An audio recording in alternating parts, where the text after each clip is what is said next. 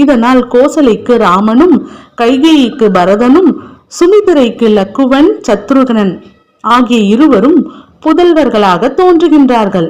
இக்குமாரர்களுக்கு வசிஷ்ட முனிவன் ஆசிரியராக விளங்கி எல்லா கலைகளையும் முறையாக பயிற்றுவிக்கிறான்.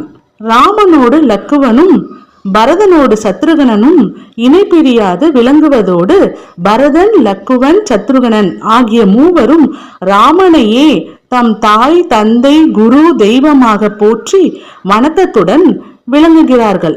தசரதன் இனிது ஆட்சி புரிகையில் விஸ்வாமித்ர முனிவன் தான் செய்ய இருக்கும் புனிதமிகு வேள்வியை அரக்கர்கள் செய்யும் இடர்களிலிருந்து காத்து இனிது நிறைவேற்றுவதற்கு ராமனை உடன் அனுப்புமாறு கேட்கிறான். தசரதன் முதலில் மறுக்கும் நிலையில் இருப்பினும் வசிஷ்ட முனிவன் உரைத்தமையை ஏற்று ராமனை விஸ்வாமித்திரனோடு அனுப்புகிறான்.